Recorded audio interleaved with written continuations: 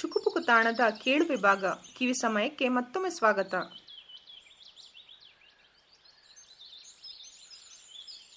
ನಾನು ಪ್ರೀತಿ ಗೌರವಗಳಿಂದ ಕಾಣುವ ನನ್ನ ವಿದ್ಯಾಗುರುಗಳಾದ ಡಾಕ್ಟರ್ ಚಂದ್ರಶೇಖರ ಕಂಬಾರ್ ಅವರೇ, ನಿಡುಗಾಲದ ಗೆಳೆಯ ಡಾಕ್ಟರ್ HSV ಅವರೇ, ಪ್ರತಿಭಾವಂತ ಕಥೆಗಾರ ಗೆಳೆಯ ವಿಕ್ರಮ್ ಹತ್ವಾರ್ ಅವರೇ, ಹಿರಿಯರೇ ಹಾಗೂ ಸ್ನೇಹಿತರೆ, ಕುವೆಂಪು ಅವರ ಮಾತುಗಳಲ್ಲೇ ಹೇಳೋದಾದರೆ ಪಂಪ ಮತ್ತು ಕುಮಾರವ್ಯಾಸ ಇವರಿಬ್ಬರೂ ಕನ್ನಡ ಸಾಹಿತ್ಯದ ಎರಡು ಶಿಖರಗಳು ಅಂತ ಹೇಳಿ ಕುವೆಂಪು ಹೇಳ್ತಾರೆ. ಹಾಗೆ ಹೇಳುವಾಗ ಅವರ ಮನಸ್ಸಿನಲ್ಲಿ ಬಹುಶಃ ಹೀಗಿದೆ: ಪಂಪ ಮತ್ತು ಕುಮಾರವ್ಯಾಸ ಕನ್ನಡದ ಎರಡು ಮಾದರಿಗಳನ್ನು ಸೂಚಿಸುವಂಥವರು. ಅದು ಆಶಯ ಮತ್ತು ಆಕೃತಿ ಎರಡೂ ನೆಲೆಯಲ್ಲಿ ಈ ಮಾತು ನಿಜ. ಆಕೃತಿಯ ದೃಷ್ಟಿಯಿಂದ ನಾವು ಗಮನಿಸೋದಾದರೆ ಪಂಪ ಮಾರ್ಗ ಪರಂಪರೆಯ ಪ್ರತಿನಿಧಿ, ಕುಮಾರವ್ಯಾಸ ದೇಸಿ ಪರಂಪರೆಯ ಪ್ರತಿನಿಧಿ. ಹಿತಮಿತ ಮೃದುವಚನಾದ ಪಂಪನ ರೀತಿಗೂ ತೀರ ವಾಚಾಳಿಯಾದ ಕುಮಾರವ್ಯಾಸನ ರೀತಿಗೂ ಅರ್ಥಾತ್ ಸಂಬಂಧ ಇಲ್ಲ. ಇವೆರಡೂ ತೀರ ಭಿನ್ನವಾದ ಅಭಿವ್ಯಕ್ತಿಯ ಮಾದರಿಗಳು. ಆದರೆ ಕುತೂಹಲ ಏನು ಅಂತಂದರೆ, ಎರಡೂ ನಮಗೆ ಅತ್ಯಂತ ಪ್ರಿಯವಾದ ಮಾದರಿಗಳು, ಎರಡೂ ಚಲುವಾದ ಸೊಗಸಾದ ಮಾದರಿಗಳು. ಜರಾಸಂಧನ ವಧೆಯನ್ನು ಒಂದು ಪದ್ಯದಲ್ಲಿ ಪಂಪ ಹೇಳಿದರೆ ಅದನ್ನು 120ಕ್ಕಿಂತ ಹೆಚ್ಚು ಪದ್ಯಗಳಲ್ಲಿ ಕುಮಾರವ್ಯಾಸ ವರ್ಣಿಸ್ತಾನೆ. ಇವೆರಡನ್ನೂ ಓದಿದಾಗಲೂ ನಮಗೆ ವಿಶಿಷ್ಟವಾದ ಅನುಭವ ಆಗುತ್ತೆ, ಸಂತೋಷ ಆಗುತ್ತೆ. ಈ ಎರಡು ಮಾದರಿಗಿಂತ ಭಿನ್ನವಾದ ಕನ್ನಡದ ಅಭಿವ್ಯಕ್ತಿ ಇನ್ನೊಂದು ಮಾದರಿ ವಚನ ಸಾಹಿತ್ಯ. ಅದನ್ನು ನಾವು ಪ್ರತ್ಯೇಕವಾಗಿ ಚರ್ಚೆ ಮಾಡಬಹುದು. ಆಶಯದ ದೃಷ್ಟಿಯಿಂದ ಕೂಡ ಇವರಿಬ್ಬರೂ ಎರಡು ಮಾದರಿಗಳನ್ನು ಪ್ರತಿನಿಧಿಸುವಂಥವರು, ಪಂಪ ಮತ್ತು ಕುಮಾರವ್ಯಾಸ. ಪಂಪನಿಗೆ ಮಹಾಭಾರತ ಒಂದು ರಾಜಕೀಯ ಕಾವ್ಯ ನಿಸ್ಸಂದೇಹವಾಗಿ. ಆದರೆ ಕುಮಾರವ್ಯಾಸನಿಗೆ ಅದೊಂದು ಧಾರ್ಮಿಕವಾದ ಕಾವ್ಯ, 5ನೆಯ ವೇದ ಅಂತ ಹೇಳಿ ಅವನದನ್ನು ಕರೀತಾನೆ. ಪಂಪನಿಗೆ ಅದು ಅರ್ಜುನನ ಕಥೆ, ಆದರೆ ಕುಮಾರವ್ಯಾಸನಿಗೆ ಇದು ಕೃಷ್ಣನ ಕಥೆ. ರಾಜಕೀಯ, ಧರ್ಮ ಇವೆರಡೂ ನಮ್ಮ ಸಮಾಜವನ್ನು ತಲ್ಲಣಗೊಳಿಸುವ, ನಮ್ಮ ಸಾಮಾಜಿಕ ರಚನೆಯ ವಿನ್ಯಾಸವನ್ನು ಗಾಢವಾಗಿ ಪ್ರಭಾವಿಸುವ ಎರಡು ಶಕ್ತಿಗಳು. ಮಹಾಭಾರತ ರಾಜಕೀಯ ಕಾವ್ಯವೂ ಹೌದು, ಧಾರ್ಮಿಕ ಕಾವ್ಯವೂ ಹೌದು. ಈ ಮಹಾಭಾರತ ನಮ್ಮ ಎಲ್ಲ ಕಾಲದ ಪ್ರಬಲ ಶಕ್ತಿಗಳಾದ ರಾಜಕೀಯ ಮತ್ತು ಈ ಧರ್ಮವನ್ನು ವಿಶ್ಲೇಷಿಸುವ ಕ್ರಮ ಇದೆಯಲ್ಲ, ಇದು ತುಂಬ ಕುತೂಹಲಕರವಾದದ್ದು. ಇಡೀ ಮಹಾಭಾರತವನ್ನು ಓದುವಾಗ ಪಂಪನ ಕೃಷ್ಣನ್ ನೋಡಿದರೆ ಅವನೊಬ್ಬ ಅತ್ಯಂತ ಚತುರ ರಾಜಕಾರಣಿ, ಶ್ರೂಡ್ ಪೊಲಿಟಿಷಿಯನ್ ರೀತಿಯಲ್ಲಿ ನಮಗೆ ಉದ್ದಕ್ಕೂ ಕಾಣಿಸ್ತಾನೆ. ಅವನೊಬ್ಬ ದೈವ ಅಲ್ಲ, ಒಬ್ಬ ಚತುರ ರಾಜಕಾರಣಿ. ನೀವು ಪಂಪನ ಕೃಷ್ಣನನ್ನು ಉದ್ದಕ್ಕೂ ಗಮನಿಸಿದ್ರೆ ಸಂಧಾನಕ್ಕೆ ಬರುವ ಸಂದರ್ಭದಲ್ಲಂತೂ ಅವನು ನಡೆದುಕೊಳ್ಳುವ ಕ್ರಮ, ಬಂದು ಸಂಧಿಯ ನೆಪದಲ್ಲಿ ದುರ್ಯೋಧನನ ಶಕ್ತಿಯನ್ನು ದುರ್ಬಲಗೊಳಿಸಿ ಹೋಗುವ ಕ್ರಮ, ಎಲ್ಲವೂ ಒಬ್ಬ ಚತುರ ರಾಜಕಾರಣಿಯ ಕ್ರಮ. ಅನೇಕ ಬದಲಾವಣೆಗಳನ್ನು ಅದಕ್ಕಾಗಿ ಮಾಡ್ಕೊಳ್ತಾನೆ ಅವನು. ಸತ್ಯಂತಪ ಮುನಿಯ ಪ್ರಸಂಗವನ್ನು ತರ್ತಾನೆ, ಭಾನುಮತಿಯ ಪ್ರಸಂಗವನ್ನು ತರ್ತಾನೆ. ಆ ಮೂಲಕ ಕರ್ಣನ ಅಂತರಂಗದ ಹೋರಾಟಕ್ಕೆ ಕಾರಣವಾಗಿ ಕರ್ಣನ ದೃಢವಾದ ನಿಲುವನ್ನು ದುರ್ಬಲಗೊಳಿಸಿ ಹೋಗ್ತಾನೆ. ಆದರೆ ಕುಮಾರವ್ಯಾಸನ ಕೃಷ್ಣ ಸಂಧಿಗೆ ಬರುವಾಗ ಅವನ ಕ್ರಮವೇ ಬೇರೆ. ಅವನಾಗ ನೋಡಿದರೆ ಸಂಧಿ ಮಾಡೋಕ್ಕೆ ಬರೋದೇ ಇಲ್ಲ, ಅವನ ಆಶಯ ಸಂಧಿಯೇ ಅಲ್ಲ. ಅವನು ಸಂಧಿಗೆ ಬರುವಾಗ ಸ್ಪಷ್ಟವಾಗಿ ದ್ರೌಪದಿಗೆ ಹೇಳಿ ಬರ್ತಾನೆ. ಏನಂತಂದರೆ, ಸಂಧಿಯ ನೆವದಲ್ಲಿ ಅವಧಿರ ಭಾವವನ್ನು ಕಲಿ ಮಾಡಿ ಕಾಳಗವನೇ ಬಲಿದು ತಗೆನು. ಎಷ್ಟು ಸ್ಪಷ್ಟವಾಗಿದೆ ಅಂತಂದ್ರೆ, ಬೈ ಚಾನ್ಸ್ ದುರ್ಯೋಧನ ಏನಾದರೂ ಸಂಧಿಗೆ ರೆಡಿ ಇದ್ರೆ ನಾನು ಅದನ್ನ ಮುರಿದು ಸಂಧಿ ಆಗದ ಹಾಗೆ ನೋಡಿಕೊಂಡು ನಾನು ಯುದ್ಧನೇ ತಗೊಂಡ್ಬರ್ತೀನಿ ಅಂತ ಸಂಧಿಗೆ ಬರ್ತಾ ಇದ್ದಾನೆ. ಇದು ಕುಮಾರವ್ಯಾಸನ ಕೃಷ್ಣ.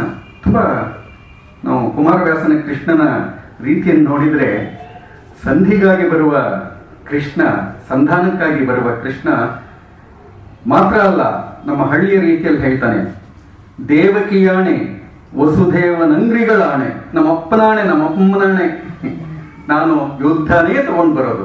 ಮತ್ತೆ ಸಂಧಿಗೆ ಹೋಗ್ತಾ ಇದೆಯಾ? ಸಂಧಿಯ ನೆವದಲ್ಲಿ ಅವಧಿರ ಭಾವವನ್ನು ಕಲಿ ಮಾಡಿ ಕಾಳಗವನೇ ಬಲಿದು ತಗೆನು. ಇದು ಕುಮಾರವ್ಯಾಸನ ಕೃಷ್ಣನ ಕ್ರಮ. ಇದು ಕುಮಾರವ್ಯಾಸನಿಗೆ ಮಾತ್ರ, ಕೃಷ್ಣನಿಗೆ ಮಾತ್ರ ಅಲ್ಲ, ದುರ್ಯೋಧನನಿಗೂ ಗೊತ್ತಿದೆ. ತುಂಬಾ ಕುತೂಹಲಕರವಾದ ಸಂಗತಿ. ಅವನು ಧೃತರಾಷ್ಟ್ರಂಗೆ ಹೇಳ್ತಾನೆ, ಸಂಧಿ ಮಾಡ್ಕೊಂತ ಹೇಳಿದಾಗ, ಅಪ್ಪ ನೀವು ಯಾಕೆ ಯೋಚನೆ ಮಾಡ್ತೀರಾ?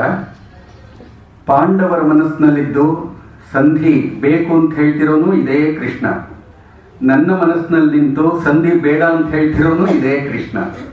ಅದರಿಂದ ಇವನಿಬ್ನು ಒಬ್ಬನೇನೆ, ಅದರಿಂದ ಬೇರೆ ಬೇರೆ ಅಲ್ಲ. ಪಾಂಡವರ ಮನಸ್ಸಿನಲ್ಲಿದ್ದು ಸಂಧಿ ಬೇಕು ಅಂತ ಹೇಳಿಸ್ತೀಯಾನೆ, ನನ್ನ ಮನಸ್ಸಿನಲ್ಲಿ ನಿಂತು ಸಂಧಿ ಬೇಡ ಅಂತ ಹೇಳಿಸ್ತೀಯಾನೆ.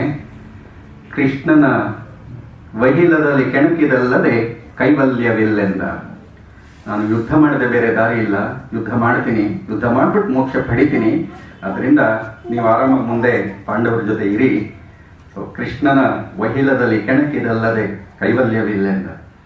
ಅಂದರೆ ಇಡೀ ಕುಮಾರವ್ಯಾಸನ ಮಹಾಭಾರತ ಈ ಎಲ್ಲ ಹಿನ್ನೆಲೆಯಲ್ಲಿ ಪಂಪನ ಭಾರತಕ್ಕಿಂತ ಆಶಯದ ದೃಷ್ಟಿಯಿಂದ ಕೂಡ ಹೇಗೆ ಭಿನ್ನವಾಗಿದೆ ಅನ್ನೋದನ್ನ ಗಮನಿಸಿದ್ರೆ, ವ್ಯಾಸ, ಪಂಪ, ಕುಮಾರವ್ಯಾಸ ಈ ಮೂವರನ್ನ ಹಿನ್ನೆಲೆಯಲ್ಲಿ ಇಟ್ಕೊಂಡೇ HSV ಕುಮಾರವ್ಯಾಸನನ್ನ ಪ್ರವೇಶ ಮಾಡ್ತಾರೆ. ಈಗಾಗಲೇ ಮೇಷ್ಟ್ರು ಹೇಳಿದಾಗೆ ರಾಮಾಯಣ ಮಹಾಭಾರತ ಭಾರತೀಯ ಮನಸ್ಸನ್ನ ಕಾಡಿದ ಹಾಗೆ ಬಹುಶಃ ಇದುವರೆಗೆ ಬೇರೆ ಯಾವ ಕೃತಿಗಳೇ ಕಾಡಿಲ್ಲ. ಮತ್ತೆ ಮತ್ತೆ ಭಾರತೀಯ ಮನಸ್ಸು, ಕನ್ನಡ ಮನಸ್ಸು ಏನ್ ಮಾಡಿದೆ ಅಂತಂದ್ರೆ, ಇದನ್ನ ಅರ್ಥೈಸ್ಕೊಳ್ಳುವ ಪ್ರಯತ್ನವನ್ನ ಮಾಡ್ತಾನೆ ಇದೆ. ನಮ್ಮ ಕಾಲಕ್ಕಿದು ಹೇಗೆ ಹೊಂದಿಕೆ ಆಗುತ್ತೆ, ಈ ಕಾಲಕ್ಕಿದು ಎಷ್ಟು ಪ್ರಸ್ತುತ ಅನ್ನುವಂಥದ್ದು. ಮಹಾಭಾರತದ ವಿಸ್ತಾರ ಅಂತವೇ ಬೆರಗು ಹುಟ್ಟಿಸುವಂಥದ್ದು. ಮನುಷ್ಯ ಸ್ವಭಾವದ ಎಷ್ಟು ಮಾದರಿಗಳಿವೆಯೋ ಅಷ್ಟೂ ಮಾದರಿಯ ಪಾತ್ರಗಳನ್ನು ನಾವು ಮಹಾಭಾರತದಲ್ಲಿ ಕಾಣ್ತೇವೆ. ಆಶ್ಚರ್ಯ ಅಂತ ಅನ್ಸುತ್ತೆ ಮನುಷ್ಯನ ಸ್ವಭಾವಗಳನ್ನು. ವ್ಯಾಸ ಅದೆಲ್ಲ ಎಲ್ಲಿ ಕಂಡಿದ್ನು? ಬಹುಶಃ ವ್ಯಾಸ ಕಂಡಿಲ್ಲ. ಮೇಷ್ಟ್ ಹೇಳಿದಾಗ 6,000 ಶ್ಲೋಕ, 1,49,000 ಶ್ಲೋಕಗಳಾಗುವಾಗ ಪ್ರತಿಯೊಬ್ಬರೂ ಮನುಷ್ಯ ಸ್ವಭಾವದ ಎಲ್ಲ ಮಾದರಿಗಳನ್ನು, ಶಕುನಿ ಇರ್ಬೋದು, ಕರ್ಣ ಇರ್ಬೋದು, ಧರ್ಮರಾಯ ಇರ್ಬೋದು, ಭೀಮ ಇರ್ಬೋದು, ದುಶ್ಯಾಸನ ಇರ್ಬೋದು, ಇವು ನೇಮ್ ಇಟ್. ನೀವು ಹೇಳಿದಾಗ ನೀವು ಹೇಳಿದ್ರೆ ಆ ಕ್ಯಾರೆಕ್ಟರ್ ಅಲ್ಲಿ ಇದೆ. ಅದರಿಂದ ಇಷ್ಟೊಂದು ವಿಸ್ತಾರ ಬಹುಶಃ ಜಗತ್ತಿನ ಯಾವ ಕೃತಿಯಲ್ಲೂ ಈ ಬಗೆಯ ಪಾತ್ರಗಳ ವೈವಿಧ್ಯವನ್ನ, ವಿಸ್ತಾರವನ್ನ ನಾವು ಕಾಣೋಕೆ ಸಾಧ್ಯನೇ ಇಲ್ಲ. ಇಂಥ ಒಂದು ಕೃತಿಯನ್ನ ಪ್ರವೇಶ ಮಾಡುವ, ಈ ಜಗತ್ತನ್ನ ಪ್ರವೇಶ ಮಾಡುವ ಪ್ರಯತ್ನವನ್ನ HSV ಮಾಡಿದ್ದಾರೆ. ಕುರ್ತಕೋಟಿ ಎಲ್ ಗುಂಡಪ್ಪನವರು ಗದ್ಯಾನುವಾದ ಮಾಡಿದ್ದಾರೆ. ಅರಾಮಿತ್ರ ಗದ್ಯಾನುವಾದ ಮಾಡುವ ಪ್ರಯತ್ನವನ್ನ ಮಾಡಿದ್ದಾರೆ. ಅರಾಸೆ ಮಾಡಿದ್ದಾರೆ. ತಸು ಶಾಂಪ್ರಾಯರ ಒಂದು ನಿಘಂಟನ್ನ ತಂದಿದ್ದಾರೆ ಕುಮಾರವ್ಯಾಸ ಪ್ರಶಸ್ತಿ ಒಂದು ಗ್ರಂಥ ಬಂದಿದೆ. ಹೀಗೆ ಅನೇಕರು ಕುಮಾರವ್ಯಾಸನನ್ನ ಪ್ರವೇಶ ಮಾಡುವ ಪ್ರಯತ್ನವನ್ನು ಮಾಡಿದ್ದಾರೆ. ಇದರಲ್ಲೆಲ್ಲ ಹೆಚ್ಚು ಮುಖ್ಯ ಅಂತ ಅನ್ಸೋದು ಕುರ್ತಕೋಟಿಯವರು ಪ್ರವೇಶ ಮಾಡೋದಕ್ಕೂ HSV ಈ ಕೃತಿನ ಪ್ರವೇಶ ಮಾಡೋದಕ್ಕೂ ಇರುವ ಒಂದು ಪ್ರಮುಖವಾದ ವ್ಯತ್ಯಾಸ ನನಗೆ ಕಾಣೋದೇನು ಅಂತಂದ್ರೆ, ಕುಮಾರವ್ಯಾಸನನ್ನ ಇಡಿಯಾಗಿ ನೋಡುವ ಪ್ರಯತ್ನವನ್ನ ಕುರ್ತಕೋಟಿ ಮಾಡ್ತಾರೆ. ಒಟ್ಟು ಕುಮಾರವ್ಯಾಸನ ಗಮನದಲ್ಲಿ ಇಟ್ಕೊಂಡು ಇಡೀ ಮಹಾಭಾರತ ಅವರ ಕಣ್ಮುಂದೆ ಇದೆ. ಕುವೆಂಪು ಹೇಳುವ ಮಾತಿದೆಯಲ್ಲ, ಭಾರತ ಕಣ್ಣಲ್ಲಿ ಕುಣಿಯುವುದು, ಭಾರತ ಕಣ್ಣಲ್ಲಿ ಕುಣಿಯುವುದು. ಯಾರ ಕಣ್ಣಲ್ಲಿ ಅಂತಂದ್ರೆ, ನಮ್ಮ ಕಾಲದಲ್ಲಂತೂ ಕುರ್ತಕೋಟಿ ಕಣ್ಣಲ್ಲಿ ಭಾರತ ಕುಣಿತಿತ್ತು. ಅದರಲ್ಲಿ ಅನುಮಾನನೇ ಇರಲಿಲ್ಲ ಅವ್ರ ಮಾತನ್ನ ನಾವು ಕೇಳುವಾಗ. ಸೊ ಇಡೀ ಭಾರತವನ್ನ ಇಡಿಯಾಗಿ ಇಟ್ಕೊಂಡು ಕುಮಾರವ್ಯಾಸನನ್ನ ಅರ್ಥೈಸುವ ಪ್ರಯತ್ನವನ್ನ ಮಾಡ್ತಾರೆ. HSV ಏನ್ ಮಾಡ್ತಾರೆ ಅಂತಂದ್ರೆ, ಬಿಡಿ ಬಿಡಿ ಪದ್ಯಗಳ ಮೂಲಕ ಇಡಿಯಾಗಿ ಕಟ್ಕೊಡೋ ಪ್ರಯತ್ನವನ್ನ ಅವರು ಮಾಡ್ತಾರೆ. ಬೇರೆ ಬೇರೆ ಸಂದರ್ಭಗಳನ್ನು ಒಂದು ಪದ್ಯವನ್ನೇ ಇಟ್ಕೊಂಡು ಆ ಪದ್ಯದ ಮೂಲಕ ಅಂಥ ಅನೇಕ ಪದ್ಯಗಳ ಮೂಲಕ ಇಡಿಯಾಗಿ ಕುಮಾರವ್ಯಾಸನನ್ನ ಕಟ್ಟಿಕೊಡುವ ಪ್ರಯತ್ನವನ್ನ ಇವರು ಮಾಡ್ತಾರೆ. ಹೀಗೆ ಮಾಡುವಾಗ ಒಂದು ಕಾಲಕ್ಕೆ ನಾವೇನು ಅನ್ಕೊಂಡಿದ್ವಿ ಅಂತಂದ್ರೆ, ಇದು ಕಾವ್ಯದ ಅರ್ಥ ಬೆಳೆದು ಬಂದ ಕ್ರಮ. ಇದು ಒಂದು ಕಾಲಕ್ಕೆ ಕಾವ್ಯದ ಅರ್ಥ ಎಲ್ಲಿದೆ ಅನ್ಕೊಂಡಿದ್ವಿ, ಕವಿಯಲ್ಲಿದೆ ಅಂತ. ಕುಮಾರವ್ಯಾಸ ಹೀಗೆ ಹೇಳ್ದ, ಪಂಪ ಹೀಗೆ ಹೇಳ್ದ, ಕುವೆಂಪು ಹೀಗೆ ಹೇಳಿದರು, ಬೇಂದ್ರೆ ಹೀಗೆ ಹೇಳಿದ್ರು, ಕಂಬಾರ ಹೀಗೆ ಹೇಳಿದ್ರು, ಇದು ನಾವು ಅಂದ್ಕೊಂಡಿದ್ದೇವೆ. ಆದರೆ ಲಾರೆನ್ಸ್ ಹೇಳ್ತಾನೆ, trust the tale not the author. ಈ ಮಾತು ಬಂದಮೇಲೆ ಕೃತಿಯ ಅರ್ಥ ಇರೋದು, ಕಾವ್ಯದ ಅರ್ಥ ಇರೋದು ಕವಿಯಲ್ಲ, ಟೆಕ್ಸ್ಟಲ್ಲಿ, ಕೃತಿಯಲ್ಲಿ ಅಂತ. ಬಟ್ ಈಗ ಅದನ್ನು ಮುಂದೆ ದಾಟಿ ನಾವು ಹೋಗಿದ್ದೀವಿ. ಎಲ್ಲಿಗೆ ಹೋಗಿದ್ದೀವಿ ಅಂತಂದ್ರೆ, ಒಂದು ಕೃತಿಯ ಅರ್ಥ ಇರೋದು ಕವಿಯಲ್ಲೂ ಅಲ್ಲ, ಕೃತಿಯಲ್ಲೂ ಅಲ್ಲ, ಓದುಗನಲ್ಲಿ ಅಂತ. ನನಗೇನನ್ಸುತ್ತೋ ಅದು ಅಂತ. ಇದು ರೀಡರ್ಸ್ ರೆಸ್ಪಾನ್ಸ್ ಥಿಯರಿ, ಇತ್ತೀಚಿನ ವಿಮರ್ಶೆಯ ಒಂದು ಪಂಥ. ಇದು ನನಗೇನನ್ಸುತ್ತೋ ಅದು ಮುಖ್ಯ ಅಂತ ಹೇಳಿ. ಬಹುಶಃ ವೆಂಕಟೇಶ್ ಮೂರ್ತಿಯ ಮಾದರಿ ಯಾವುದು ಅಂತಂದ್ರೆ ಈ ಕಡೆಯದು, ನನಗೆ ಕುಮಾರವ್ಯಾಸ ಹೇಗೆ ಕಾಣ್ತಾನೆ ಅಂತ ಹೇಳಿ ಇಡೀ ಕೃತಿಯನ್ನ ಅವರು ಪರಿಭಾವಿಸುವ ನೆಲೆ ಯಾವುದು ಅಂತಂದ್ರೆ, ಕುಮಾರವ್ಯಾಸ ನನಗೆ ಹೇಗೆ ಕಾಣ್ತಾನೆ ಅಂತ. ಇದರ ರಚನಾ ವಿನ್ಯಾಸವನ್ನು ನಾನು ಓದಿದಾಗ ಅನಿಸಿದ್ದೇನೆ ಅಂತಂದ್ರೆ, ಒಂದು ಸೃಜನಶೀಲ ಮನಸ್ಸು, ನಮ್ಮ ಕಾಲದ ಶ್ರೇಷ್ಠ ಸೃಜನಶೀಲ ಮನಸ್ಸೊಂದು ಮತ್ತೊಂದು ಸೃಜನಶೀಲ ಮನಸ್ಸಿನ ಜೊತೆ ನಡೆಸೋ ಸಂವಾದ ಇದೆಯಲ್ಲ, ಈ ಸಂವಾದದ ಮಾದರಿ ಇದು ಕುಮಾರವ್ಯಾಸನ ಕಥಾಂತರದ ಸ್ವರೂಪ. ಇಡೀ ಕೃತಿ ಈ ಬಗೆಯ ಒಂದು ಸಂವಾದ.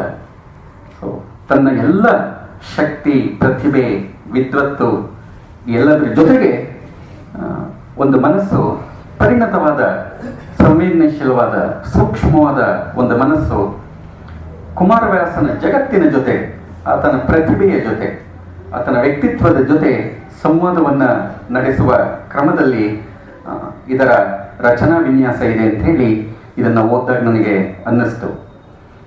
ಕುಮಾರವ್ಯಾಸ ಕಥಾಂತರ ಅಂತ ಹೇಳಿ ಇದಕ್ಕೆ ಇವರು ಹೆಸರಿಟ್ಟಿದ್ದಾರೆ. ನಾನು ಯೋಚನೆ ಮಾಡಿದೆ, ಏನು ಈ ಕಥಾಂತರ ಅನ್ನೋದನ್ನ ಯಾಕೆ ಇವರು ಆಯ್ಕೆ ಮಾಡ್ಕೊಂಡಿದ್ದಾರೆ ಅಂತ. ಕುಮಾರವ್ಯಾಸನಲ್ಲೇ ಈ ಮಾತಿದೆ, ಆ ಪರಿಕಲ್ಪನೆ ಕುಮಾರವ್ಯಾಸನೇ ಬಳಸ್ತಾನೆ. ಪದದ ಪ್ರೌಢಿಯ ನವರಸಂಗಳ ಉದಿತವೆನ್ನುವ ಅಭಿಧಾನ ಭಾವವ ಬೆರಕಲಾಗದು ಬಲ್ಲ ಪ್ರೌಢರು ಈ ಕಥಾಂತರದಿ. ಇದು ವಿಚಾರಿಸೆ ಬರಿಯ ತುಳಸಿಯ ಉದಕದಂತಿರೆ ಇಲ್ಲಿ ನೋಡ್ಬೋದು ಪದುಮನಾಭನ ಮಹಿಮೆ ಧರ್ಮ ವಿಚಾರ ಮಾತ್ರವನ್ನು. ಕುರ್ತಕೋಟಿ ಕೂಡ ಈ ಪರಿಕಲ್ಪನೆಯನ್ನ ತುಂಬಾ ಪ್ರಧಾನವಾಗಿ ಬಳಸ್ತಾರೆ, ಕಥಾಂತರ ಅನ್ನುವ ಮಾತನ್ನ. ಅವ್ರು ಹೇಳ್ತಾರೆ, ಕಥೆ ಬೇರೆ ಕಾವ್ಯ ಬೇರೆ ಅಂತ. ಕಥೆ ಬೇರೆ, ಕಾವ್ಯದ ಒಡಲು ಬೇರೆ, ಅದರ ಅರ್ಥ ಬೇರೆ. ಸೊ ಹೀಗಾಗಿ ಕುಮಾರವ್ಯಾಸ ಕಥೆಯನ್ನ ಇಟ್ಕೊಂಡು ಕಟ್ಟಿರುವ ಕಾವ್ಯ ಬೇರೆ, ಇದು ಕಥಾಂತರದ ಪರಿಕಲ್ಪನೆ ಎನ್ನುವಂಥದ್ದು. HSV ಕೂಡ ಈ ಕಥಾಂತರ ಅಂತ ಕರೆಯುವಾಗ ಬಹುಶಃ ಇವರಿಗೆ ಎರಡು ನೆಲೆಗಳಿವೆ ಅಂತ ಹೇಳಿ ನನಗನ್ನಿಸ್ತಾ ಇದೆ. ಒಂದು, ಕುಮಾರವ್ಯಾಸ ಮಾಡಿಕೊಂಡಿರೋ ಬದಲಾವಣೆಗಳು ಮೂಲದಲ್ಲಿ ಯಾವ ಬಗೆಯದು ಅಂತರ ಅನ್ನುವ ನೆಲೆಯಲ್ಲಿ. ಸೊ ಪಂಪ, ವ್ಯಾಸ ಮತ್ತೆ ಕುಮಾರವ್ಯಾಸ ಹೇಗೆ ಅಂತರ ಇದೆ ಅನ್ನೋದೊಂದಾದ್ರೆ, ಈ ಅಂತರ ಅನ್ನೋದು ನಮ್ಮಲ್ಲಿ ಇನ್ನೊಂದು ಅರ್ಥ ಏನು ಅಂದ್ರೆ ಒಳಗು ಅನ್ನುವ ಅರ್ಥ ಇದೆ. ಕುಮಾರವ್ಯಾಸನ ಕಾವ್ಯದ ಒಳಗಿರೋದು ಏನು? ಮೇಲ್ನೋಟಕ್ಕೆ ನಮಗೆ ಕಥೆ ಇದೆಯಲ್ಲ, ಇದರ ಒಳಗೇನು? ಕುಮಾರವ್ಯಾಸನ ಒಳನೋಟಗಳು ಯಾವ್ಯಾವುದು? ಕಾವ್ಯವೇ ಹೊಮ್ಮಿಸುವ ಅರ್ಥ ಯಾವುದು? ಕುಮಾರವ್ಯಾಸ ಹೇಳೋದಲ್ಲ, ಕಾವ್ಯ ಹೊಮ್ಮಿಸೋದು. ಅಥವಾ ನನಗೆ ಈ ಕಾವ್ಯ ಕೊಡುವ ಅರ್ಥ ಯಾವುದು, ನನಗೆ ಕೊಡುವ ಅನುಭವ ಯಾವುದು? ಬಹುಶಃ ಇದು ಇವರು ಈ ಕಾವ್ಯದ ಪ್ರವೇಶದಲ್ಲಿ ಅನುಸರಿಸಿರುವ ನೆಲೆ ಅಂತ ಹೇಳಿ ಅನ್ನಿಸ್ತಾ ಇದೆ. ಇವರು ಪ್ರಾರ್ಥನಾ ಪದ್ಯವನ್ನ ವಿಶ್ಲೇಷಿಸುವ ಕ್ರಮನೇ ತುಂಬಾ ಕುತೂಹಲಕರವಾಗಿದೆ. ಸೊ ಶ್ರೀ ವನಿತೆಯ ರಸನೆ, ನಮ್ಮ ಗೆಳೆಯ ಸತ್ಯನಾರಾಯಣ ತುಂಬಾ ಚೆನ್ನಾಗಿ ಅದನ್ನ ಹಾಡಿದರಲ್ಲ. ಇಡೀ ನಾರಾಯಣನ ಪ್ರಾರ್ಥನೆಯನ್ನ ಮಾಡುವಂಥದ್ದು ಇಷ್ಟ ದೈವ ಕುಮಾರವ್ಯಾಸನಿಗೆ. ಆ ಪ್ರಾರ್ಥನೆಯಲ್ಲಿ ಏನು ಅಂತಂದ್ರೆ, ಲಕ್ಷ್ಮಿಯ ಗಂಡ ಇವನು, ಸೊ ಬ್ರಹ್ಮನ ಅಪ್ಪ ಇವನು, ಸೊ ಇಂಥವನ ಒಡೆಯ ಇವನು, ಇಂಥವನ ಶತ್ರು ಇವನು, ಇಂಥ ಕೃಷ್ಣನನ್ನು ನಾನು ನಾರಾಯಣನನ್ನ ಪ್ರಾರ್ಥನೆ ಮಾಡ್ತೇನೆ ಅಂದ್ರೆ ಇಡೀ ಪದ್ಯ ಏನ್ ಹೇಳ್ತಾ ಇದೆ ಅಂತಂದ್ರೆ, ನಾರಾಯಣನ ಪ್ರಾರ್ಥನೆ ಮಾಡೋದ್ರ ಮೂಲಕ ಸಂಬಂಧಗಳನ್ನು ಸೂಚಿಸ್ತಾ ಇದೆ. ಇಡೀ ಮಹಾಭಾರತ HSVಗೆ ಹೇಗೆ ಕಾಣಿಸ್ತಾ ಇದೆ ಅಂತಂದ್ರೆ, ಸಂಬಂಧಗಳ ತೊಡಕು, ಸಂಬಂಧಗಳ ಸಂಕೀರ್ಣತೆಯ ಕಥಾನಕವಾಗಿ ಇದನ್ನು ನೋಡುವ ಪ್ರಯತ್ನವನ್ನು ಯಶಸ್ವಿ ಮಾಡ್ತಿದ್ದಾರೆ ಅಂತ. ನನಗೆ ಪದ್ಯ ಓದುವಾಗ ಈ ನಾರಾಯಣ ಅನ್ನೋದು ಕೂಡ ಬಹಳ ಮುಖ್ಯ. ಅದನ್ನು ಯಶಸ್ವಿ ಹೇಳ್ತಾರೆ, ಸಂಸ್ಕೃತವನ್ನು ಗ್ರಾಮ್ಯಕ್ಕೆ ಒಗ್ಗಿಸುವ ಕ್ರಮ ಅಂತ ಹೇಳಿ. ಬಟ್ ಅದಕ್ಕೂ ಮೀರಿದ ಒಂದಿದೆ. ಕುಮಾರವ್ಯಾಸ ಭಕ್ತ ಕವಿ, ಆದರೆ ಶ್ರೇಷ್ಠ ಕಲೆಗಾರ. ಹರಿಹರನಾಗೆ ಭಕ್ತಿಯ ಆವೇಶದಲ್ಲಿ ಕಲಾತ್ಮಕ ಎಚ್ಚರವನ್ನು ಕುಮಾರವ್ಯಾಸ ಮರೆಯೋದಿಲ್ಲ. ಹರಿಹರ ಭಕ್ತಿಯ ಆವೇಶದಲ್ಲಿ ಪಾತ್ರತೆಯನ್ನು ಅವನು ಮರೀತಾನೆ. ಬಸವರಾಜ ದೇವರ ರಗಳೆ ನೋಡುವಾಗ ಅವನಿಗೆ ಬಸವ ರಾಜ ದೇವರ ರಗಳೆ, ಬಿಜ್ಜಳ ಬಸವರ ಚಿತ್ರದಲ್ಲಿ ನಮಗೆ ಸ್ಪಷ್ಟವಾಗಿ ಗೊತ್ತಾಗುತ್ತೆ.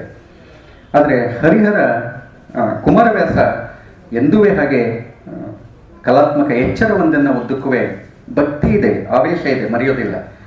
ಈ ಪ್ರಾರ್ಥನಾ ಪದ್ಯದಲ್ಲಿ ಅವನು ಕಲೆಗೆ ಅಥವಾ ಛಂದಸ್ಸಿಗೆ ತನ್ನ ಇಷ್ಟ ದೈವದ ಹೆಸರನ್ನು ಮೊಟಕು ಮಾಡೋಕ್ಕೂ ಸಿದ್ಧ. ಅವನು ನಾರಾಯಣ ಅನ್ನೋಕ್ಕೂ ಈಸ್ ಪ್ರಿಪೇರ್ಡ್, ಸಿದ್ಧ ಅವನು. ಸೊ ಈ ಸೂಚನೆ ಒಂದಿದೆಯಲ್ಲ, ಇದು ಉದ್ದಕ್ಕೂ ಮಹಾಭಾರತದಲ್ಲಿ ಕೃಷ್ಣನ ಪಾತ್ರವನ್ನು ನಿರ್ವಹಿಸುವ ಕ್ರಮದಲ್ಲಿ ಕುಮಾರವ್ಯಾಸ ಸ್ಪಷ್ಟವಾಗಿ ಗೊತ್ತು. ಅವಕಾಶ ಸಿಕ್ಕಾಗ ಕೃಷ್ಣನ ಅವನು ವೈಭವಿಸ್ತಾನೆ ಅಂತ ಹೇಳಿ. ಆದರೆ ಅದರ ಜೊತೆಗೇ ಉಳಿದ ಪಾತ್ರಗಳ ಅಸ್ತಿತ್ವವನ್ನು ಅವನು ಎಂದೂ ಮರೆಯೋದಿಲ್ಲ. ಇಲ್ಲದೇ ಇದ್ರೆ ಕುಮಾರವ್ಯಾಸ ಶ್ರೇಷ್ಠ ಆಗೋಕ್ಕೆ ಸಾಧ್ಯನೇ ಆಗ್ತಿರಲಿಲ್ಲ.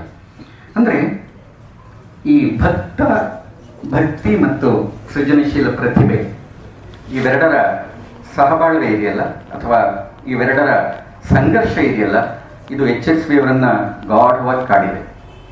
ಉದ್ದಕ್ಕೂ ನಾವು ಅದನ್ನು ಗಮನಿಸ್ತೀವಿ. ಹಾಗೆ ನೋಡಿದರೆ HSV ಏನು ಮಾಡ್ತಿದ್ದಾರೆ ಅಂತಂದರೆ, ಒಬ್ಬ ಕವಿಯಾಗಿ ಕುಮಾರವ್ಯಾಸನಲ್ಲಿ ಈ ಸೃಜನಶೀಲ ಶಕ್ತಿಯ ರಹಸ್ಯವನ್ನು, ಅದರ ಶಕ್ತಿಯನ್ನು, ಪ್ರತಿಭೆಯ ಸ್ವರೂಪವನ್ನು ಹುಡುಕುವ ಪ್ರಯತ್ನವೊಂದನ್ನು ಅವರು ಮಾಡ್ತಾ ಇದ್ದಾರೆ. ಪಂಪ ಬರೆಯೋಕೆ ಹೊರಟಿದ್ದು ಅರ್ಜುನನ ಕಥೆ ನಮಗೆ ಗೊತ್ತು, ಆದರೆ ಬರೆದಿದ್ದು ಕರ್ಣನ ಕಥೆ. ನಿಸ್ಸಂದೇಹವಾಗಿ ನೆನೆಯದಿರಣ್ಣ ಭಾರತದೊಳನ್ನು ಪೆರರಾರಮನ್ ಒಂದೇ ಚಿತ್ತದಿಂದ ನೆನೆವಡೆ ಕರ್ಣನ ನೆನೆಯ. ಇದನ್ನು ಅರಿಕೇಸರಿ ಮುಂದೆ ಅರ್ಜುನನ ಕಥೆ ಬರೀತಾ ಪಂಪ ಹೇಳ್ತಾನೆ, ಪ್ರಭುತ್ವ ಮತ್ತು ಸೃಜನಶೀಲತೆಯ ಸಂಘರ್ಷದ ನಡುವೆ ಪ್ರಭುತ್ವಕ್ಕೆ ಹೇಗೆ ಸೃಜನಶೀಲತೆ ಸವಾಲಾಗಿ ಸೆಟ್ ಹೊಡೆದು ನಿಲ್ತು ಅನ್ನೋದಕ್ಕೆ ಪಂಪನಿಗಿಂತ ಬೇರೆ ಉದಾಹರಣೆ ನಮಗೆ ಬೇಕಿಲ್ಲ. ಬಾಲ್ಜಾಕ್ ಬರೆಯೋಕೆ ಹೊರಟಿದ್ದು ಜಮೀನ್ದಾರರ ಕಥೆ, ಬರೆದಿದ್ದು ರೈತರ ಕಥೆ. ಸೊ ಇವತ್ತಿಗೂ ಸೃಜನಶೀಲ ಶಕ್ತಿಯ ರಹಸ್ಯ ಇದೆಯಲ್ಲ, ಸೃಜನಶೀಲ ಶಕ್ತಿಯ ಪವಾಡ ಇದೆಯಲ್ಲ, ಅದೊಂದು ಮಿಸ್ಟ್ರಿ. ಸೊ ನಾವು ಹೇಳೋಕೆ ಬರೆಯೋಕೆ ಹೊರಡೋದೊಂದು, ಆದರೆ ಆ ಕ್ಷಣದಲ್ಲಿ ರೂಪುಗೊಳ್ಳುವ ಕೃತಿ ಇದೆಯಲ್ಲ, ಅದು ಬೇರೆಯೇ ಅರ್ಥವನ್ನು ನೀಡುವ ಶಕ್ತಿ ಇರೋದು. ಕುಮಾರವ್ಯಾಸ ಬರೆಯೋಕೆ ಹೊರಟಿದ್ದು ನಿಸ್ಸಂದೇಹವಾಗಿ ಕೃಷ್ಣನ ಕಥೆ. ತಿಳಿಯ ಹೇಳುವೆ ಕೃಷ್ಣ ಕಥೆಯನ್ನು, ಇಳೆಯ ಜಾಣರು ಮೆಚ್ಚುವಂಥದಿ. ಚೆನ್ನಾಗಿದೆ. ಕೃಷ್ಣ ಮೆಚ್ಚೋ ಹಾಗೆ ಕೃಷ್ಣನ ಕಥೆನ ಹೇಳ್ತೀನಿ ಅಂತ. ನಂಬಿಂಡನ ರಗಳೆಯಲ್ಲಿ ಶಿವ ವೃದ್ಧ ಮಹೇಶ್ವರನ ವೇಷದಲ್ಲಿ ಬರ್ತಾನೆ. ಬಂದ್ಬಿಟ್ಟು ಪಾಪ ಒಂದು ಸಂದರ್ಭದಲ್ಲಿ ಅವನು ಶಿವ ಅಂತಿರ್ತಾನೆ. ಯಾರು? ಶಿವ. ಚೆನ್ನಾಗಿದೆ ಆ ಭಾಗ ಅದು. ಹಾಗೆ ನೀವು ಕುಮಾರವ್ಯಾಸ ಕೃಷ್ಣನ ಕಥೆಯನ್ನು ಕೃಷ್ಣ ಮೆಚ್ಚೋ ಹಾಗೆ ಅವನು ಹೇಳ್ತೀನಿ ಅಂತ ಹೊರಡ್ತಾನೆ. ಆದರೆ ನಿಜವಾಗಿಯೂ ಬರೆದಿದ್ದು ಕೃಷ್ಣನ ಕಥೆ ಮಾತ್ರ ಅಲ್ಲ. HSV ಪ್ರಕಾರ ಅವನು ಬರೆದಿದ್ದು ಯಾವುದು ಅಂತಂದರೆ ಸಂಬಂಧಗಳ ತೊಡಕಿನ ಕಥೆ. ಇಡೀ ಮಹಾಭಾರತ HSVಗೆ ಹೇಗೆ ಕಾಣ್ತಾ ಇದ್ರೆ ಅದು ಬೇರೆ ಬೇರೆ ನೆಲೆಗಳಲ್ಲಿ ಅವರು, ನೀವು ಕಥಾಂತರ ಓದಿದಾಗ ನಿಮಗೆ ಗೊತ್ತಾಗುತ್ತೆ. ಅದರಿಂದ ಬೇರೆ ಬೇರೆ ನೆಲೆಗಳಲ್ಲಿ ಇಡೀ ಕುಮಾರವ್ಯಾಸ ಭಾರತ ಸಂಬಂಧಗಳ ತೊಡಕಿನ ಕಥೆ ಅನ್ನೋದನ್ನು ಅವರು ತುಂಬ ಚೆನ್ನಾಗಿ ನೆರೇಟ್ ಮಾಡ್ತಾ ಹೋಗ್ತಾರೆ. ಇದೆಲ್ಲರ ಜೊತೆಗೆ HSVಗೆ ಬಹಳ ಮುಖ್ಯವಾದ ಮತ್ತೊಂದು ಸಂಗತಿ ಏನು ಅಂತಂದರೆ, ಈ ಹೊತ್ತು ನಾವು ಕುಮಾರವ್ಯಾಸನ ಯಾಕೆ ಓದಬೇಕು ಅಂತ, ಈ ಹೊತ್ತು ಕುಮಾರವ್ಯಾಸ ನನಗೆ ಯಾಕೆ ಪ್ರಸ್ತುತ ಅಂತ, ಇದು ನಾವೆಲ್ಲರೂ ಕೇಳ್ಕೊಳ್ಬೇಕಾದ ಪ್ರಶ್ನೆ. ಯಾವುದೇ ಶ್ರೇಷ್ಠ ಕೃತಿ ಇರಬಹುದು, ಎಷ್ಟೇ ಶ್ರೇಷ್ಠ ಇರ್ಬೋದು, ಈ ಹೊತ್ತು ನನಗದು ರೆಲೆವೆಂಟ್ ಅಲ್ಲದೆ ಇದ್ದರೆ, ಈ ಹೊತ್ತು ನನಗೆ ಅದು ಅಗತ್ಯ ಇಲ್ಲದೆ ಇದ್ದರೆ ಆ ಕೃತಿಯನ್ನು ನಾನು ಯಾಕೆ ಓದಬೇಕು? ಕುಮಾರವ್ಯಾಸನ ಕೈಗೆ ಎತ್ಕೊಂಡಾಗಲೇ HSV ಈ ಪ್ರಶ್ನೆಗೆ ಮುಖಾಮುಖಿ ಆಗ್ತಾರೆ. ಕಾಂಡವನ ದಹನ ಪ್ರಸಂಗವನ್ನು ಅವ್ರು ಅನಲೈಸ್ ಮಾಡೋ ರೀತಿಯಲ್ಲಿ ಇದಕ್ಕೆ ಅವರು ಉತ್ತರವನ್ನು ಕಂಡುಕೊಳ್ತಾರೆ. ತುಂಬ ಚೆನ್ನಾಗಿದೆ. ಅದನ್ನ ಟೈಟ್ಲ್ ಕೊಡದೆ ಇವರು ಶೀರ್ಷಿಕೆಯ ಮೂಲಕನೇ ಅನೇಕ ಈ ಶೀರ್ಷಿಕೆಗಳೇ ಚೆನ್ನಾಗಿವೆ. ಒಂದೊಂದು ಶೀರ್ಷಿಕೆ ಕೊಡುವಾಗಲೂ ಕುಮಾರವ್ಯಾಸನ ನಾನೇನು ಕಾಣ್ತೀನಿ ಅನ್ನುವ ಸೂಚನೆಗಳನ್ನು ಕೊಡ್ತಾ ಹೋಗ್ತಾರೆ. ಈ ಶೀರ್ಷಿಕೆ ಹೇಗಿದೆ ಅಂದ್ರೆ, ಕಾಂಡವನ ದಹನ ಪ್ರಸಂಗ, ನಾಗರಬಾವಿ ಮತ್ತು ಹೊಸ ಹೊಸ ಬಡಾವಣೆ. ಕುಮಾರವ್ಯಾಸನ್ಗೂ ನಾಗರಬಾವಿಗೂ ಹೊಸ ಬಡಾವಣೆಗೂ ಇರುವ ಸಂಬಂಧ ಇದೆಯಲ್ಲ, ಇದು ಕುಮಾರವ್ಯಾಸ ಇವತ್ತು ನನಗೆ ರೆಲೆವೆಂಟ್ ಆಗುವ ಕ್ರಮ. ನಾವಿರೋದೇ ನಾಗರಬಾವಿಯಲ್ಲಿ, ಅದರಿಂದ ಹೀಗಾಗಿ ಈ ಭಾಗ ಮೊದಲು ಓದ್ದೆ ನಾನು, ನೋಡೋಣ ನಮ್ಮ ನಾಗರಬಾವಿ ಬಗ್ಗೆ ಇವ್ರೇನೋ ಬರ್ದಿಯಾರಲ್ಲ ಅಂತ ಹೇಳಿ. ನಿಜವಾಗಿಯೂ ನಾಗರಬಾವಿ ಮನೆ ಕಟ್ಟಿಸಿ ಅಲ್ಲಿಗೆ ಹೋದಾಗ ನಮ್ಮ ಮನೆ ಒಳಗಡೆ ಹಾವು ಬಂದ್ಬಿಟ್ಟಿತ್ತು, ನಾಗರ ಹಾವು. ನಾವು ಓಡಾಡುವಾಗ ಪಾಪ ನಾಗರ ಹಾವು ಎಲ್ಲ ಓಡಾಡ್ತಾ ಇತ್ತು ಆ ಕಡೆ ಈ ಕಡೆ. ಸೆಂಟ್ರಲ್ ಕಾಲೇಜಲ್ಲಂತೂ ನಾವು ಮೇಸ್ಟ್ರಿಗೆ ಗೊತ್ತು, ಕ್ಯಾಂಪಸ್ಗೆ ಶಿಫ್ಟ್ ಮಾಡಿದಾಗ ನಮ್ಮ ಕ್ಲಾಸ್ ರೂಮ್ಗೆಲ್ಲ ಹಾವುಗಳು ಬಂದ್ಬಿಡೋದು. ನಾಗರಹಾವಿ ಪ್ರದೇಶ ಅದು ನಾಗರಬಾವಿ. ಬಟ್ ಮನುಷ್ಯ ಆಕ್ರಮಣ ಮಾಡಿ ನಾಗರಹಾವನ್ನೆಲ್ಲ ಓಡಿಸಿ ಇವತ್ತು ನಾವು ಅದನ್ನ ಮನುಷ್ಯ ಆಕ್ರಮಣ ಮಾಡ್ಕೊಂಡು ಕ್ರಮ ಇದು. ಕಾಡನ್ನ ನಾಶ ಮಾಡಿ ನಾಡನ್ನ ಕಟ್ಟುವ ಕ್ರಮ ಇದೆಯಲ್ಲ, ಸೊ ಇದನ್ನ ಕಾಂಡವನ ದಹನ ಪ್ರಸಂಗವನ್ನ ಇಲ್ಲಿ ಕಲೆಕ್ಟ್ ಮಾಡೋ ಕ್ರಮ ಇದೆಯಲ್ಲ, ಇದು ಬಹಳ ಮುಖ್ಯವಾದದ್ದು. ಬಟ್ ಅಷ್ಟೇ ಆಗಿದ್ರೆ ನನಗೆ HSV ಅಷ್ಟು ಮುಖ್ಯ ಅಂತ ಅನ್ನಿಸ್ತಿರ್ಲಿಲ್ಲ. ಈ ಕಥಾಂತರ ಅದರ ಮೂಲಕ ಅವ್ರು ಏನ್ ಹೇಳ್ತಾರೆ ಅಂತಂದ್ರೆ, ಒಂದ್ ನೆಲೆಯಲ್ಲಿ ಇದು ಕಾಡು ನಾಡಾಗುವ ಈ ಪ್ರಕ್ರಿಯೆ ಒಂದನ್ನ ನಮ್ಮ ಕಾಲದಲ್ಲೂ ಇದು ಆಗ್ತಾ ಇದೆ. ಅರಣ್ಯ ನಾಶ ಹೇಗಾಗ್ತಾ ಇದೆ ಅನ್ನೋದನ್ನ ನಾವು ನೋಡ್ತಾ ಇದ್ದೀವಿ. ಬೆಂಗಳೂರು ವಿಸ್ತಾರವಾಗುವ ಕ್ರಮವನ್ನು ನೋಡಿದ್ರೇನೆ 1300 ಕೆರೆ ಇದ್ದಿದ್ದು ಇವತ್ತು ಎಷ್ಟು ಕೆರೆಗಳಾಗಿವೆ ಅನ್ನೋದನ್ನ ನೋಡಿದ್ರೆ ಕಾಂಡವನ ದಹನ ಪ್ರಸಂಗದ ಪ್ರಸ್ತುತತೆ ಗೊತ್ತಾಗತ್ತೆ ಅಂತ. ಇದನ್ನ ಕಥೆಯ ಭಾಗವಾಗಿ ಕುಮಾರವ್ಯಾಸ ಅದ್ಭುತವಾಗಿ ಚಿತ್ರಿಸ್ತಾನೆ. ನರನಾರಾಯಣರು ಬಂದು ಅಗ್ನಿಗೆ ಆಹುತಿಯಾಗಿ ಕೊಡುವ ಪ್ರಸಂಗವನ್ನ ಕುಮಾರವ್ಯಾಸನ ಕೌಶಲ ತುಂಬಾ ಚೆನ್ನಾಗಿ, ಕಥನ ಕೌಶಲ ಅದೆಲ್ಲರೂ ಕೈವಾರಿಸ್ತಾರೆ. ಆದರೆ HSV ಒಬ್ಬ ಕವಿಯಾಗಿ ಕುಮಾರವ್ಯಾಸನ್ಗೆ ಇದು ಒಪ್ಪಿಗೆ ಇದೆಯಾ ಅಂತ, ಇದು ತುಂಬಾ ಕುತೂಹಲಕರವಾದ್ದು. ಕಾಂಡವನ ದಹನವನ್ನ ಕುಮಾರವ್ಯಾಸ ಒಪ್ತಾನ? ಒಂದು ಪರಿಸರ ನಾಶದ ಬಗೆಗೆ ಕುಮಾರವ್ಯಾಸನ ನಿಲುವೇನು, ಕವಿಯ ನಿಲುವೇನು, ಏನಾದರೂ ಆ ಕಾವ್ಯದಲ್ಲಿ ನನಗೆ ಇದರ ಬಗ್ಗೆ ಸೂಚನೆ ಇದೆಯಾ? ಒಂದು ಪದ್ಯವನ್ನು ಅವರು ಕೋಟ್ ಮಾಡ್ತಾರೆ. ಕುಮಾರವ್ಯಾಸ ಮುಖ್ಯ ಆಗೋದು ಇಲ್ಲೇನೆ. ಕುಮಾರವ್ಯಾಸನ್ನು ರೂಪಕ ಸಾಮ್ರಾಜ್ಯ ಚಕ್ರವರ್ತಿ ಅಂತ ಹೇಳಿ ಕರೆಯೋದು ಒಂದು ರೂಢಿಯ ಮಾತು. So images first speak, wisdom first speaks ಇನ್ ಇಮೇಜಸ್ ಅನ್ನೋ ಒಂದು ಮಾತಿದೆ. ಸೊ ರೂಪಕಗಳನ್ನ ಕುಮಾರವ್ಯಾಸ ಎಷ್ಟು ಅದ್ಭುತವಾಗಿ ಬೆಳೆಸ್ಕೊಳ್ತಾನೆ ಅನ್ನೋದು, ಇಲ್ಲೊಂದು ರೂಪಕವನ್ನ ಅವನು ಹೇಳ್ಬಿಡ್ತಾನೆ. ರೂಪಕ ಯಾವುದು ಅಂತಂದ್ರೆ, ಈ ಅಗ್ನಿ ವನಶ್ರೀಯ ಮೇಲೆ ಅತ್ಯಾಚಾರವನ್ನ ಮಾಡದ ಅಂತ. ಇಡೀ ಕಾಂಡವವನದ ದಹನದ ಪ್ರಸಂಗ ಅಗ್ನಿ ಅತ್ಯಾಚಾರ ಮಾಡಿದ. ಈ ರತಿ ಕ್ರಿಯೆ ಇದೆಯಲ್ಲ, ಈ ರತಿ ಕ್ರಿಯೆ ಹಿಂಸಾರತಿ, ಇದು ಸೃಜನಶೀಲವಾದದ್ದಲ್ಲ, ಇದು ಹಿಂಸಾರತಿ. ಕುಮಾರವ್ಯಾಸ ಅಗ್ನಿ ವನಶ್ರೀಯನ್ನ ದಹಿಸೋದನ್ನ ಒಂದು ಸಂಭೋಗದ ಕ್ರಿಯೆಗೆ ಹೇಳಿ, ಇದೊಂದು ಅತ್ಯಾಚಾರ ಅನ್ನೋದ್ರ ಮೂಲಕ, ಇದೊಂದು ಹಿಂಸಾರತಿ ಅನ್ನೋದ್ರ ಮೂಲಕ ಕುಮಾರವ್ಯಾಸ ತನ್ನ ಅಸಮ್ಮತಿಯನ್ನ ಇಲ್ಲಿ ದಾಖಲಿಸ್ತಾ ಇದ್ದಾನ. ಈ ಇಡೀ ಪರಿಸರದ ಬಗ್ಗೆ ಅದೊಂದು ಸೃಜನಶೀಲವಾದ ರತಿಕ್ರಿಯೆ ಅಲ್ಲ, ಅದೊಂದು ಹಿಂಸಾರತಿ, ನೆಗೆಟಿವ್ ಆದದ್ದು, ನೇತ್ರಾತ್ಮಕವಾದದ್ದು, ಅದೊಂದು ಅತ್ಯಾಚಾರ ಅನ್ನುವ ರೀತಿಯಲ್ಲಿ ಕವಿ ಹೇಳ್ತೀಯಾನ ಅನ್ನೋದರ ಕಡೆ ನಮ್ಮ ಗಮನವನ್ನು ಅವರು ಸೆಳೀತಾರೆ. ಇದನ್ನೇ ಸೂಕ್ಷ್ಮ ಓದು ಅಂತ ಹೇಳಿ ನಾವು ಕರೆಯೋದು. ಇವತ್ತು ನಮಗೆ ಬೇಕಾಗಿರೋದು ಅತ್ಯುತ್ತಮ ಓದುಗ ಅಷ್ಟೇ. ಒಂದು ವಿಮರ್ಶೆ ಅದೆಲ್ಲ ನಂತರದ್ದು. ಒಂದು ಕೃತಿಯನ್ನ ಹೀಗೆ ಪ್ರೀತಿಯಿಂದ ವಿನಯದಿಂದ ಸೂಕ್ಷ್ಮವಾಗಿ ಓದೋಕೆ ಸಾಧ್ಯ ಆದರೆ ಅನೇಕ ಅರ್ಥಗಳನ್ನದು ಕೊಡ್ತಾ ಹೋಗುತ್ತೆ ಅಂತ ಹೇಳಿ. ಇಡೀ ಕೃತಿಯನ್ನು ಓದುವಾಗ ನನಗೆ ಸಹಜವಾಗಿ ಮಾಸ್ತಿಯವರ ಆದಿಕವಿ ವಾಲ್ಮೀಕಿ ನನ್ನ ನೆನಪಿಗೆ ಬಂತು.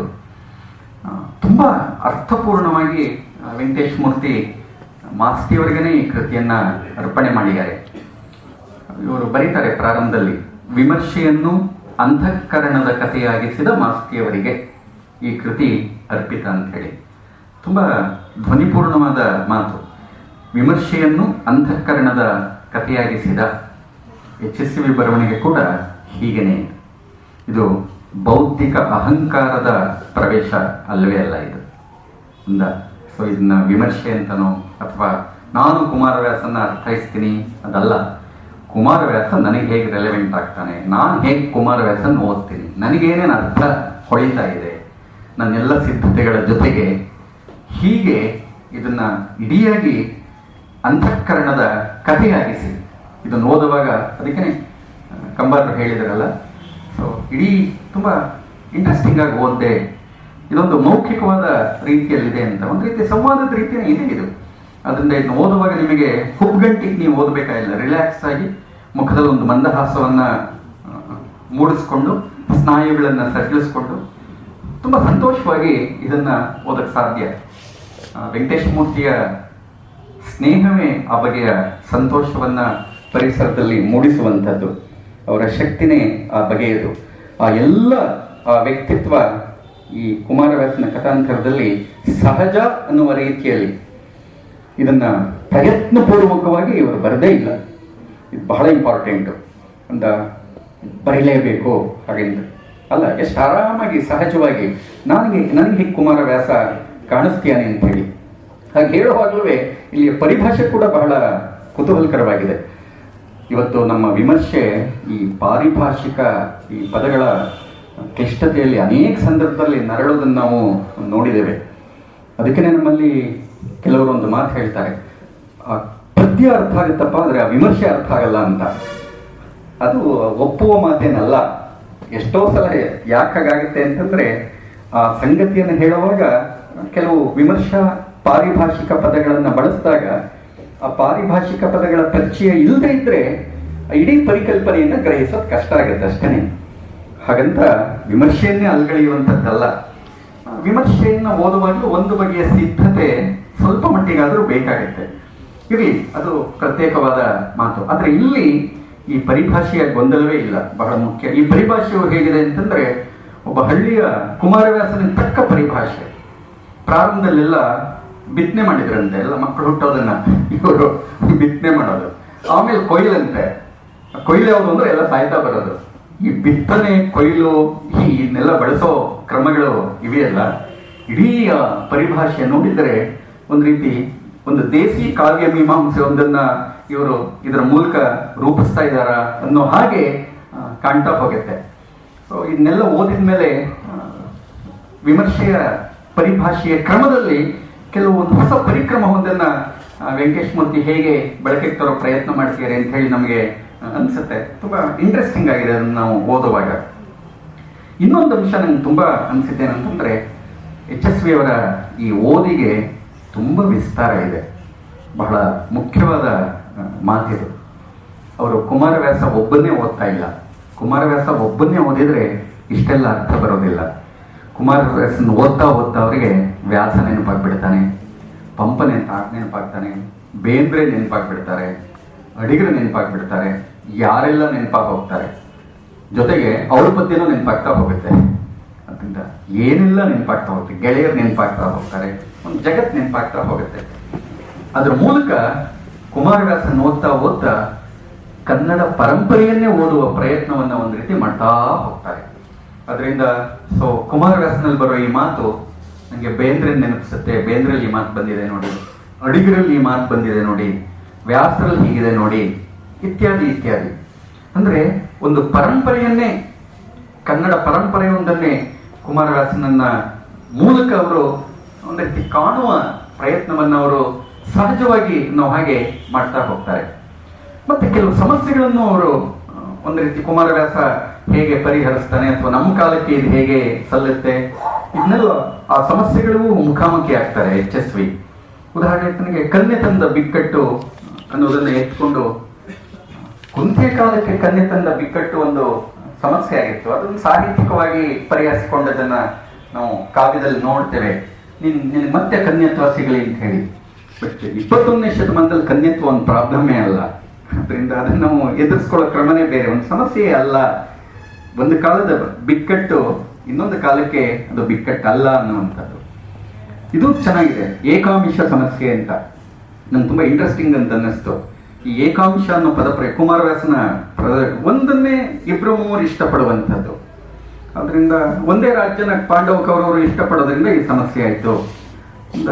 ಸೊ ಅವರು ಹೇಳ್ತಾರೆ, ಬೆಳಗಾಮನ್ನ ಮಹಾರಾಷ್ಟ್ರ ಮತ್ತೆ ಕರ್ನಾಟಕ ಎರಡೂ ಇಷ್ಟಪಡೋದ್ರಿಂದ ಈ ಗಡಿ ವಿವಾದ. ಕಾಸರಗೋಡು ಸಮಸ್ಯೆ, ಕರ್ನಾಟಕನೂ ನಮಗೆ ಬೇಕು ಅನ್ನತ್ತೆ, ಕೇರಳನೂ ಬೇಕು ಅನ್ನತ್ತೆ ಸಮಸ್ಯೆ. ಕಾಶ್ಮೀರನ ಪಾಕಿಸ್ತಾನನೂ ಬೇಕು ಅನ್ನತ್ತೆ, ಇಂಡಿಯಾನೂ ಬೇಕು ಅನ್ನಿಸುತ್ತೆ ಈ ಸಮಸ್ಯೆ ಎಲ್ಲ ಹೇಳ್ತಾ ಹೋಗ್ತಾರೆ. ಹೀಗೆ ಹೇಳುವಾಗ ಏಕಾಂಶ ಸಮಸ್ಯೆ ಅಂತ. ಬಟ್ ಇದು ಹೇಳಿದಾಗ ನನಗೆ ಚೆನ್ನಾಗಿದೆ ಅಂತ ಅನ್ನಿಸ್ತು. ಬಟ್ ಅದಕ್ಕಿಂತ ಹೆಚ್ಚಿನ ಸಮಸ್ಯೆ ಏನು ಅಂದ್ರೆ, ಇದು ಭೂಮಿ ಸಮಸ್ಯೆ ಮಾತ್ರ ಅಲ್ಲ, ಹೆಣ್ಣಿನ ಸಮಸ್ಯೆನೂ ಅಂತ. 5 ಜನ ಪಾಂಡವರು ಒಬ್ಬ ಹೆಣ್ಣನ್ನ ಇಷ್ಟಪಟ್ಟಾಗ ಕಾರಣ ಏನೇ ಇರಲಿ ಅದನ್ನ ಹೇಗೆ ಪರಿಹರಿಸ್ಕೋಬೇಕು ಅಂತ ತುಂಬಾ ಚೆನ್ನಾಗಿ ಸಮಸ್ಯೆಗೆ ಪರಿಹಾರ ಮಹಾಭಾರತದಲ್ಲಿ ನಮಗೆ ಸಿಗುತ್ತೆ. ಅದೇನಂತಂದ್ರೆ, 1 ವರ್ಷ ಒಬ್ಬೊಬ್ರು ಇರಬೇಕು, ಹಾಗಿರುವಾಗ ಇನ್ನೊಬ್ಬರಲ್ಲಿ ಪ್ರವೇಶ ಮಾಡಬಾರದು ಅಂತ. ಚೆನ್ನಾಗಿದೆ ಈ ಸಮಸ್ಯೆಗೆ ಪರಿಹಾರ ಕಂಡುಕೊಳ್ಳೋದು. ಈ ಏಕಾಂಶ ಸಮಸ್ಯೆ ಅನ್ನುವ ಸಮಸ್ಯೆಯನ್ನ ಅನೇಕ ಅರ್ಥದ ನೆಲೆಗಳಿಗೆ ಅವ್ರು ತಗೊಂಡು ಹೋಗೋ ಕ್ರಮ ತುಂಬಾ ಕುತೂಹಲಕರವಾಗಿದೆ ಅನ್ನೋದನ್ನ ಗಮನಿಸಬೇಕು. ಹೀಗೆ ಇಡೀ ಕುಮಾರವ್ಯಾಸ ಭಾರತವನ್ನ ಒಂದು ಪರಂಪರೆಯಲ್ಲಿಟ್ಟು ತಮ್ಮ ಓದಿನ ವಿಸ್ತಾರದಲ್ಲಿ ಒಂದು ಅಂತಃಕರಣದ ಕಥೆಯಾಗಿಸ್ತಾ, ಇವತ್ತು ನನಗೆ ಯಾಕೆ ಕುಮಾರವ್ಯಾಸ ಮುಖ್ಯ ಅನ್ನುವ ರೀತಿಯಲ್ಲಿ ಓದುವ ಈ ಕ್ರಮ ಇದೆಯಲ್ಲ, ನಮ್ಮೆಲ್ಲ ಕಾವ್ಯಗಳನ್ನ ಹೀಗೆ ಶ್ರದ್ಧೆಯಿಂದ ಪ್ರೀತಿಯಿಂದ ಓದಕ್ಕೆ ಸಾಧ್ಯ ಆಗ್ಬೇಕು. ನಮ್ಮೆಲ್ಲ ಕಾವ್ಯಗಳನ್ನು ಹಾಗೆ ಓದಿದಾಗ ಆ ಜಗತ್ತೊಂದು ನಮಗೆ ತೆರೀತಾ ಹೋಗುತ್ತೆ. ಆ ಜಗತ್ತು ಈ ಹೊತ್ತಿನ ಅನೇಕ ಸಮಸ್ಯೆಗಳಿಗೆ ಒಳನೋಟಗಳನ್ನ, ಪರಿಹಾರದ ಸಾಧ್ಯತೆಗಳನ್ನ ಒದಗಿಸ್ಕೊಡ್ತಾ ಹೋಗುತ್ತೆ. HSV ಏನ್ ಮಾಡ್ತಿದ್ದಾರೆ ಅಂತಂದ್ರೆ, ನಮ್ಮ ಶ್ರೇಷ್ಠ ಕವಿಯೊಬ್ಬನನ್ನ ಈ ಹೊತ್ತು ಪುನರ್ ಓದುವ ಪ್ರಯತ್ನವನ್ನ ಮಾಡಿದ್ದಾರೆ. ರೀರೀಡಿಂಗ್ ಅಂತ ನಾವೇನ್ ಕರಿತೀವೋ ಪುನರ್ ಓದುವುದು. ಈ ಹೊತ್ತಿನ ನನ್ನೆಲ್ಲ ಆಧುನಿಕ ಸಿದ್ಧತೆಗಳ ಜೊತೆಗೆ ಅವನನ್ನ ಮುಖಾಮುಖಿಯಾಗುವ ಪ್ರಯತ್ನವನ್ನ ಮಾಡ್ತಿದ್ದಾರೆ. ಅಭಿನವ ಪ್ರಕಾಶನ ರವಿಕುಮಾರ್ ತುಂಬಾ ಸಾರ್ಥಕವಾದ ಕೆಲಸವನ್ನ ಮಾಡ್ತಿರೋರು. ಇವತ್ತು ನಮ್ಮ ಪ್ರಕಾಶನ ಸಂಸ್ಥೆಗಳು ಮತ್ತೆ ಅವು ವ್ಯಾವಹಾರಿಕವಾಗಿ ನಡ್ಕೊಳ್ತಿರೋ ಕ್ರಮ, ಇದನ್ನೆಲ್ಲ ನೋಡಿದ್ರೆ ಪ್ರಕಾಶನ ಕೂಡ ಇವತ್ತೊಂದು ಉದ್ಯಮವಾಗಿ ರೂಪಾಂತರವಾಗ್ತಿರೋ ಒಂದು ಸಂದರ್ಭದಲ್ಲಿ ಅಭಿನವದ ರವಿಕುಮಾರ್ ದಂಪತಿಗಳು, ಚಂದ್ರಿಕಾ ಮತ್ತೆ ರವಿಕುಮಾರ್ ಇಬ್ಬರುವೆ ಇದೊಂದು ಸಂಸ್ಕೃತಿಯ ಕಾರ್ಯವಾಗಿ ಅದನ್ನ ಮಾಡಿಕೊಂಡು ಬರ್ತಾ ಇರೋದು ಬಹಳ ಮುಖ್ಯ. ಸೊ ಹೀಗಾಗಿ ವೆಂಕಟೇಶ್ ಮೂರ್ತಿ ಅವರಿಗೆ, ರವಿಕುಮಾರ್ ದಂಪತಿಗಳಿಗೆ, ಮತ್ತೆ ಇದನ್ನ ಅನಂತಮೂರ್ತಿ ಅವರ ಗೌರವ ಮಾಲಿಕೆ ಅಂತ ಕರೆದು ಅದನ್ನ ಪ್ರಕಟಿಸ್ತಾ ಇರೋ ಕ್ರಮ, ಒಬ್ಬ ಕವಿಗೆ, ಒಬ್ಬ ಲೇಖಕನಿಗೆ, ಒಬ್ಬ ನಮ್ಮ ಕಾಲದ ಒಬ್ಬ ದೊಡ್ಡ ಲೇಖಕನಿಗೆ ಸಲ್ಲಿಸುವ ಗೌರವ ಅನ್ನುವ ರೀತಿಯಲ್ಲಿ ಹೀಗೇನೆ ಕಂಬಾರರ ಮಾಲಿಕೆ ಅಂತ ನಾವು ಪ್ರಾರಂಭಿಸಬಹುದು. ಆಗ ಜಾನಪದದ ಬಗ್ಗೆ ನಾವು ಬೇರೆ ಬೇರೆ ಕಂಬಾರರ ಯಾವ್ಯಾವ ಕ್ಷೇತ್ರದಲ್ಲಿ ಅವರಿಗೆ ಆಸಕ್ತಿ ಇದೆ, ವೈವಿಧ್ಯಮಯವಾದ ಆಸಕ್ತಿಗಳು ಹೇಗೆ, ಏನು ಅಂದ್ರೆ ಒಂದು ನೆಪ ಅಷ್ಟೇನೆ ನಾವು ಓದ್ಲಿಕ್ಕಿದೆಲ್ಲ. ಅದರಿಂದ ಒಬ್ಬ ದೊಡ್ಡ ಲೇಖಕನ ಮೂಲಕ ನಾವೇನ್ ಮಾಡ್ತೀವಿ ಅಂತಂದ್ರೆ, ಬೇರೆ ಬೇರೆ ಕ್ಷೇತ್ರಗಳನ್ನ ಅಧ್ಯಯನ ಮಾಡಿ, ಪ್ರವೇಶ ಮಾಡಿ, ಗಂಭೀರವಾದ ಓದಿಗೆ, ಗಂಭೀರವಾದ ಚರ್ಚೆಗೆ ಅವಕಾಶವನ್ನು ಮಾಡಿಕೊಡುವ ಪ್ರಯತ್ನ. ರವಿಕುಮಾರ್ ಆ ಥರ ಪ್ರಯತ್ನವನ್ನ ನಿರಂತರವಾಗಿ ಮಾಡ್ತಾ ಬಂದಿದ್ದಾರೆ ಅನ್ನೋದು ನಾವು ಗಮನಿಸಬೇಕಾದ್ದು. ಈ ಎಲ್ಲರಿಗೆ ನಾನು ಈ ಸಂದರ್ಭದಲ್ಲಿ ಅಭಿನಂದನೆಗಳನ್ನ ಅರ್ಪಿಸ್ತಾ, ನಾನು ಈ ವೆಂಕಟೇಶ್ ಮೂರ್ತಿ ಬರೆಯುವಾಗಲೇ ಇದನ್ನೆಲ್ಲ ಬಿಡಿ ಬಿಡಿಯಾಗಿ ಓದಿದ್ದೆ. ಆದರೆ ಇಡಿಯಾಗಿ ಈ ಪುಸ್ತಕದಲ್ಲಿ ಓದಿದಾಗ, ಮತ್ತೆ ಪುಸ್ತಕ ನೋಡಿದ ತಕ್ಷಣ, ಬಿಡುಗಡೆ ಮಾಡಿದ ತಕ್ಷಣ ಕಂಬಾರ್ ಹೇಳಿದ್ರು, ಎಷ್ಟು ಚೆನ್ನಾಗಿ ಬಂದಿದೆ ಈ ಪುಸ್ತಕ ಅಂತ. ನಿಜವಾಗಿ ಪುಸ್ತಕ ಚೆನ್ನಾಗಿ ಬಂದಿದೆ, ಅದರಿಂದ ನೋಡೋಕ್ಕೂ ಚೆನ್ನಾಗಿದೆ. ಸೊ ಒಳಗಿನ ಓರಣ, ಒಳಗಿನ ಹೂರಣ ಎರಡೂ ತುಂಬ ಸೊಗಸಾಗಿದೆ. ಮತ್ತೆ ನಿಮ್ಮೆಲ್ಲರ ಎದುರುಗಡೆ ನಾನು ಒಬ್ಬ ಓದುಗನಾಗಿ, ಅದರಿಂದ ನನಗೇನನ್ನಿಸ್ತು ಅನ್ನೋದನ್ನ ಹಂಚಿಕೊಳ್ಳುವ ಅವಕಾಶವನ್ನ ವೆಂಕಟೇಶ್ ಮೂರ್ತಿ ಮತ್ತೆ ರವಿಕುಮಾರ್ ಕಲ್ಪಿಸ್ಕೊಟ್ಟಿದ್ದಾರೆ. ಅವರಿಗೆ ನಮಸ್ಕಾರಗಳನ್ನ ಹೇಳಿ ನನ್ನ ಮಾತನ್ನು ಮುಗಿಸ್ತೀನಿ.